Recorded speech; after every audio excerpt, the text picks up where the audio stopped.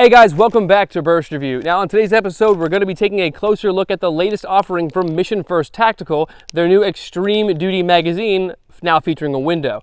Now if you guys aren't familiar, Mission First Tactical has been in the industry for a few years, actually a fairly long time, and they've been making these magazines for a while. Their original polymer mags they made didn't have a great reputation, but their new Extreme Duty magazines, from all accounts, have been doing very, very well. I've had a couple that I've ran thousands of rounds through without any malfunctions that weren't gun related as opposed to magazine related, and I really like them. The new ones feature a little cutout window with polymer, translucent polymer on it, and one of the coils from the spring is covered in a bright orange paint, so you can actually use it as a marker. Now each one of these little, it's hard to see these little indents, right? It says 5, 15, and 25 will indicate how many rounds are remaining in the magazine. It's kind of nice, a little witness window. There's a lot of cool features on here. Let's see. Yeah, I'm not going to read this thing, but I'm going to tell you what I like about the magazine from just a first impression. The witness holes are awesome. These little indents with the forward serrations on the magazine are good for the fact they give you better purchase on the magazine when you're trying to extract one. The polymer itself feels to be a good combination of tensile strength, but also having the ability to flex a little bit. They don't feel brittle, right?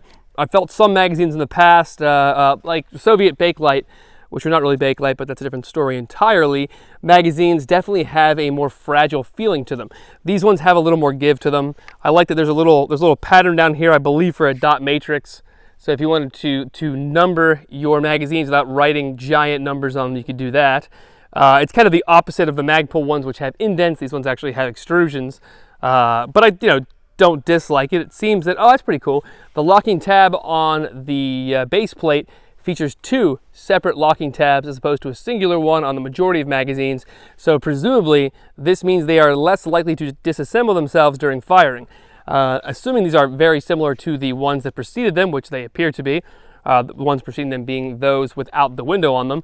I never had a problem with that. I don't think I've ever had a magazine, that's a lie. I've had a 1911 magazine disassemble itself while firing, and oddly enough, that was with a welded base plate. So that's the one you think it would happen the least on, but apparently not. These things, in my experience, at least the previous versions, are very, very durable. But I'm not going to sit here and just tell you about my experiences with the previous model, because that would be just so thrilling you wouldn't ever be able to close YouTube ever again. No, instead, we're going to fire some rounds downrange through a couple of different firearms to demonstrate the reliability. Now, allegedly, these are Stanag pattern, and when I checked them with my caliper, they actually did measure up to the correct dimensions they're supposed to function in Stanag pattern magazine wells. That's kind of an odd way of saying that, but you get what I'm saying. In any case, so we got a couple of guns here to test this out, and we're going to start things off. I'm going to put an earplug in first, so I don't go deaf, because my wife already has to say my name 11 million times for me to actually hear her. We've got this Wolf A1, which is ostensibly a Taiwanese T91 upper on an SBR lower. This features a 12.5-inch barrel and let's see if I can get this guy off fairly quickly. There's a Silencer Co. ASR 3-chamber brake, and of course the Saker 762 suppressor provided by Silencer Shop that we're topping it off with, because, well, 10-inch or 12-inch barreled ARs with 5.56 are very loud. Now the reason we're going to use this as our initial test weapon is because both short-barreled guns and those that are suppressed run at either a differential or tends to be a higher bolt carrier velocity, so it's going to put more stress on the weapon and on the magazine. So if these magazines don't provide a reliable, consistent feeding geometry / feeding tension or pressure, then we can expect some malfunctions here. So we'll give it a go and see how she runs. All right, this is ammunition provided by me and you guys at home for subscribing and clicking on ads, because this is Monarch Steelcase from Academy that I bought during Black Friday. Now let's try it out. We got a full magazine, or mostly. I think it's, well, according to the follower, it's 25 rounds. We'll give it a go.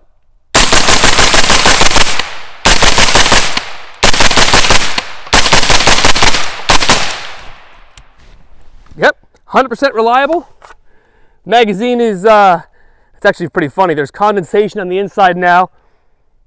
from how much back pressure and heat kind of flowed into there, but it seems to be running pretty good, and you can barely see it. The magazine was actually smoking there for a few moments. Good stuff. Now I'm assuming this suppressor is, yeah, it's boiling hot. This thing would toast the hell out of your hand. So far, so good. All right, well, we got a few more mags. We got 3 of them, in fact. So let's put in something a little more exotic. This is an Armalite AR-180B with a Nodak Spud custom lower receiver and a Magpul UBR stock.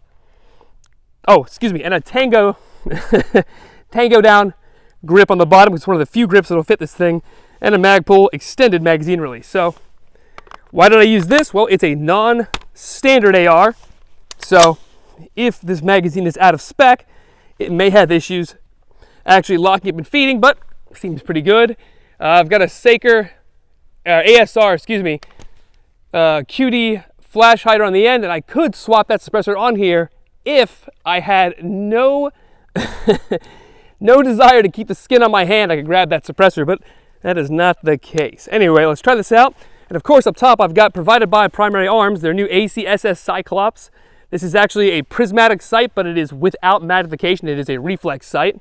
And yeah, let's try it with some more of that Monarch ammunition that you guys help provide. I appreciate that. See how it goes.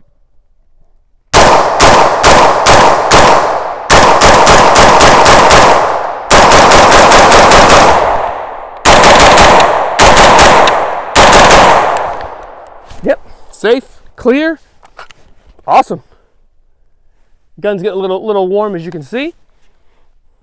Very nice. I like. Very cool. Well, that's neat, but I mean, not really a test of the magazine in terms of does it feed correctly. I think for something like that, what we really need is to kick it up a notch. So this is that SP01 we've used in the past, a Colt SP01 with a registered lightning link in the back. This is a registered machine gun, and we will see how the high cyclic rate of the M16A1, or well, equivocal, how that affects how well this thing feeds. So same ammunition, which is, you know, Monarch Steelcase, and we're gonna run it in full auto. I'm gonna do it in a few bursts. Let's see how she does.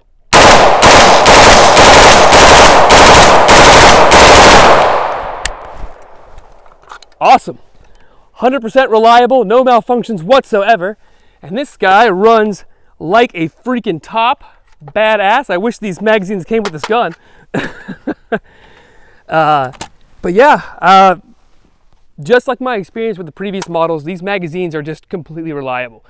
The issues that I had heard with the 2 renditions, the ones that before the extreme duty, moniker was applied to the newest variation of these magazines, were that after like a year or so of storage at capacity, they could begin to kind of loosen up the feed lips and you'd see rounds fall out. But I have some of the other mags that don't have the window, which are identical construction-wise other than the window, and I have left them loaded, I want to say, for roughly between 9 and 10 months, and I've never seen any issues with them at all. It's not cracking, there's no deforming. It seems like it just works fine. And so, you know, a lot of people say, yeah, okay, but why would I not just go with Lancer or Magpul or some other established brand? Well, I mean, these are very inexpensive. They're like $12.99. It's really not a lot of money. And as far as I'm concerned, in terms of innovation, I want as many companies to bring as many products as possible to the market, because this is a great magazine, and I would love for MFT to continue to bring magazines like this one to market for an affordable price to give AR owners, gun owners in general, more and better options. Awesome. Well, I appreciate it, guys, and I hope you guys are having a wonderful holiday season and you will be enjoying your New Year's Eve and hopefully be very safe and secure, etc., etc. And of course, before I tell you to like, comment, and subscribe, which I kind of gave that away early, be sure to swing by the Discord channel. We have plenty of giveaways there for all kinds of good stuff. And yeah, we will see you again here soon. So I'm going to say it, even though I already said it. Don't forget to like, comment, and subscribe for more burst reviews.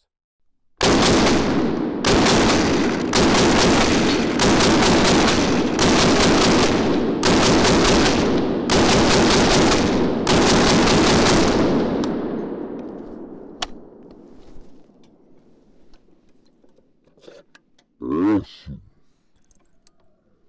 100%